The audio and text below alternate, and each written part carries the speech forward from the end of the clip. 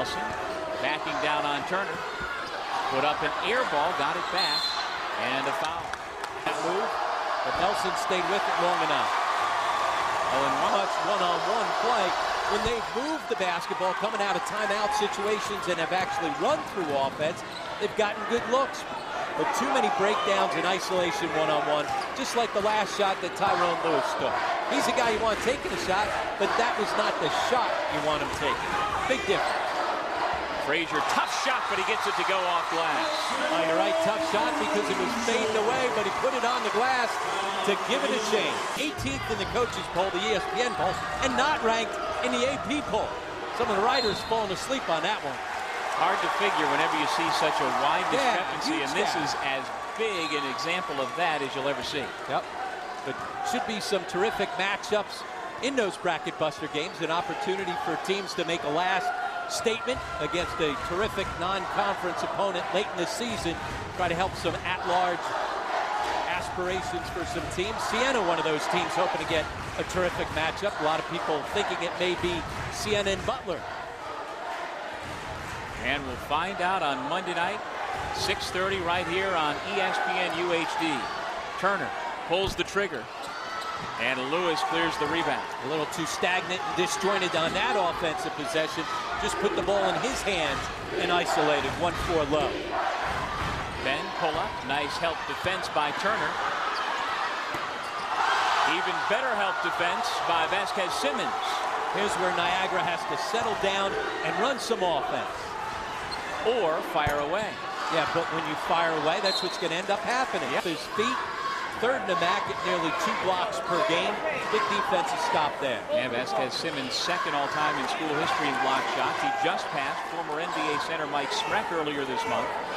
And he has got Michael Meeks in his sights to become the all-time shot block.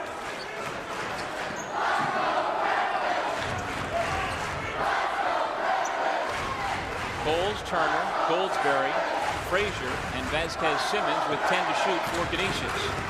Nice spin move into the paint, and the finish. Oh, that was a terrific move. A lot of space to be able to maneuver once he got himself into the paint. Under 4 minutes remaining, another tough shot, but the foul called. Little traction. Nelson makes the free throw. What type of season both these teams are going to have? And you felt just before that timeout, as Canisius opened up the 8-point lead, its largest of the night, that Niagara was getting to that tipping point, that they were getting a little too frenetic and feeling like, uh-oh, we're in trouble. Absolutely. And then on the other side, Canisius now, different spot for them. Are you going to be able to handle success? Are you going to be able to finish ball games off? So I think this will be a very telling 3.5 minutes. Well, again, this is the first time in 12 years that these two teams have met, with Canisius ahead of Niagara in the MAC standings. Turner, whirling dervish, put up an air ball and then commits the foul. Can run good offense when you've got somebody that can score it in the post for lots of reasons. As you see coming up next, 18th ranked Butler will take on Green Bay at the top of the hour. We are here in Butler for the Friday night MAC showdown between Canisius and Niagara, with the Griffs in possession of the ball, up 5. Here's where they've got to be efficient and effective in running their half-court offense. Logan's had a mismatch with Nelson, the guard, trying to guard him in the post. But now they run him out to the perimeter. Coles driving on Ben, has it taken away, and here comes Nelson. 3-on-2 Purple Eagles. Foul, and more free throws coming up for the junior point guard. Guys take all these bad guarded shots. He's the guy that tracked it down not once but twice on foul shots to get them back to a 2-point game. And he gets the roll, and once again, as you mentioned, it's a 2-point ball game. And so now, with under 3 minutes remaining, how do the Griffs handle Prosperity? Well, they haven't handled it well coming out of that media timeout. Their test, they have not passed it yet because they're standing around and being stagnant. Got to run good offense and get a good shot. Coles steps back, gives it to Vasquez Simmons. Turner, quick shot, got it up on the rim, but couldn't get the roll. And that may have been bothered. Garrison on the reverse, and that's going to be a goaltend, which ties the ball game at 62 apiece. Passing the test of being able to handle being up and finish out a ball game against a quality opponent. So over the last minute and a half, 8 straight points for Niagara to tie the ball game with just over 2 minutes remaining. Now you've got to do it with your execution. Can't just be about energy, you got to execute. 0-0 double teamed and had the ball taken away by Lewis. And they've got numbers. Lewis off the mark, and the foul by Williamson. The fact that Canisius tops into Mac from the foul line, they're going to have to convert. As soon as I say that, of course, the kiss of death.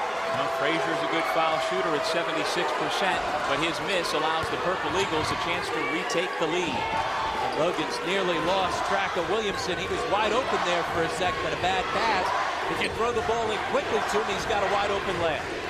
Williamson from way downtown, air ball. Although they reset the shot clock, and now an official timeout. 78 graduate of LaSalle, longtime assistant coach of the Explorers. Inbound goes to the backcourt where Ben retreats, gives it off to Garrison, and Niagara with 10 to shoot will have to hurry. Ben, no look pass. Lewis posting up, but he can't get the roll. Loose ball. Turner rips it away.